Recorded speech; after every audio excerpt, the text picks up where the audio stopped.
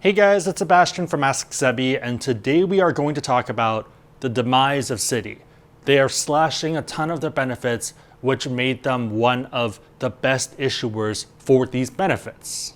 The Citi Prestige card was one of the ones that I swapped out my Chase Sapphire Reserve for, but given a lot of these changes, I'm probably going to upgrade one of my Freedom cards back to a Chase Sapphire Reserve and downgrade this card into a Citi Double Cash or maybe a dividend card or just something else.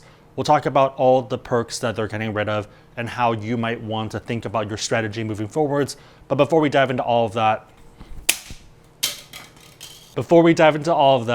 if you are someone that likes videos like this, give this a thumbs up. Very easy way to support our channel and lets me know that you like stuff like this. The reason I used the Citi Premier card was because it had really good price protection, which no longer exists. I ended up saving a few $100s, did a video on this I think a few months back, but that's gone, effective September 22nd.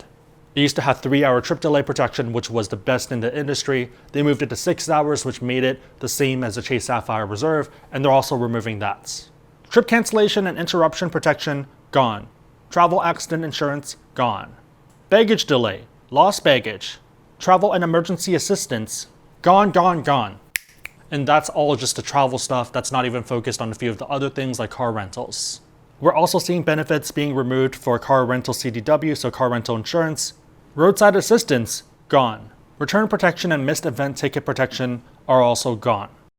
They basically took a card like the Prestige card and also the Premier card, looked at all the benefits, and they're like, hey, we'll give you a bunch of multipliers that are really good, and you'll probably be happy with them, but we're going to get rid of all the other auxiliary benefits and perks that people want to have when they're using a card like that. If I'm paying a lot for a flight, I want those points, but if I don't have the protection there, why? I don't care that much.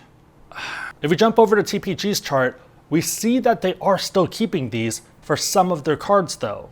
So the Citi Dividend, Citi Double Cash card, you're still going to get the trip delay protection, baggage delay, lost baggage, roadside assistance, as well as travel emergency assistance.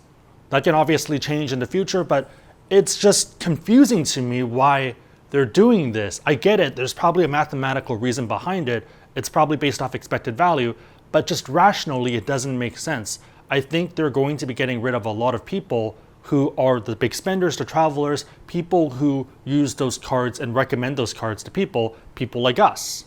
Maybe it's because people who run a double cash setup, people who are focused on that type of stuff, tend to not travel as much, meaning that they're not going to use the benefits at all, are very, very low likelihood, so they're just not concerned about it. I talked about this at the beginning, but I'm someone who moved from a Chase setup, the Chase Sapphire Reserve, to a Citi setup. I did a video talking about why I was downgrading my Chase Sapphire Reserve card due to the fact that the Citi Prestige covered so much ground and had similar or better benefits for travel protection, and now all of that is gone. The rational side of me is telling me that there's obviously a big team there that knows what they're doing, that sees all the numbers, but it's just confusing. I feel like if you're not going to focus on the travel element, then don't have travel cards. Got all these benefits, maybe focus on cash back if you don't want to have these benefits, but they're trying to do two things at the same time. It just doesn't really make sense to me. It's like going to the best restaurants in the world that has delicious food and not having any customer service or anything else. And I've been to a ton of restaurants like that, typically Chinese restaurants, but it just, I don't know what Citi is doing. I don't know what their plan is. And I think for us, we need to be strategic about what we're going to do. So that's the hot take side of it. I think for a lot of people, they're probably going to cancel their card. For me, I would still be a bit careful about that. I get the idea of why you might want to do it because it might show them that they're losing customers, so they might bring these benefits back. But I don't think that they're going to the process for implementing benefits tends to take longer than a few weeks. Even if they did bring it back, it's probably 6 months at a minimum, probably 12 months. Now that you've calmed down, I think the optimal strategy for people who have Citi cards is still to downgrade it. Citi Dividend or Citi Double Cash all still offer pretty good value, and they're protecting your credit score long term, especially if that is an old Citi card. So that's if you have a Citi card already, and then if you don't, I would still probably sign up for them, mostly for the sign-up bonus, and that's pretty much it. This means that Citi cards fall into the category of Barclays cards or a lot of those other bonus-based cards that you don't really care about in the long term. You hit the minimum spend and you soft drawer the card. Long term, I think for most people running a Chase or American Express setup, for their daily stuff, for the non-minimum spend stuff, is still probably going to make the most sense. If you're travel oriented, if you're cashback oriented, you're probably playing a 5% game. So I think that's fine over there, but it just brings them down a level. Back in the day, it was American Express, Chase, as well as Citi as the top level for rewards, for welcome bonuses, for protections, for scalability of the cards long term. And I think I have to move Citi down a list to that second level, that Bank of America, right now that Discover, Barclays, that level, because it's really hard to justify it for your everyday spends. A lot of this advice is focused on people who have travel cards or who want to travel or who want to kind of scale their stuff out and don't mind dealing with multipliers and stuff. If you're someone still focused on the 2% and you just want a one card solution, this is still fine. And in reality, I think a lot of those people tend not to use these benefits anyways, just because they don't want to read through the terms, they don't want to file paperwork. One final thing too, before we move into the next section, is if you're someone who has never used these benefits before, if you don't care about them, then maybe what I'm talking about, my reaction to all of this, doesn't really affect you. For me though, it is a bad thing. I probably will still talk about a Citi setup in the future, the same way I talk about a Bank of America setup, but it's just things that you need to factor in terms of your decision making. The main takeaway from that section is that Citi's cutting benefits and that it might not make sense to focus on a system for them. I would probably focus on the welcome bonuses, American Airlines, thank you bonuses, just to get those points. So that's the first half, and now we're going to talk about why I think Citi is doing this. If you still haven't liked this video, like the video, easy way to support the channel. I think there's two big things that they might be doing. It's either that people are using these benefits so much that it's costing them a ton of money, or they are not using it enough and it's costing them money to buy insurance for something that people don't care about. For that second one, the argument would be that these benefits are nice to have, but they're not attracting enough signups, enough people using our cards that it warrants paying those insurance premiums to offer them as benefits. End of the day, these are just insurance policies that they're buying and giving to you as cardholders. In many cases, they're not really even administered by Citi. I believe American Express is the only one that has an internal insurance agency. I can see arguments for both sides of this. I know some consultants who back in the day when it was 3-hour trip delay insurance, every time that they were delayed, they would be able to buy a new pair of Bose headphones because they needed to do work, that's part of their job, and they needed headphones because maybe they're editing something.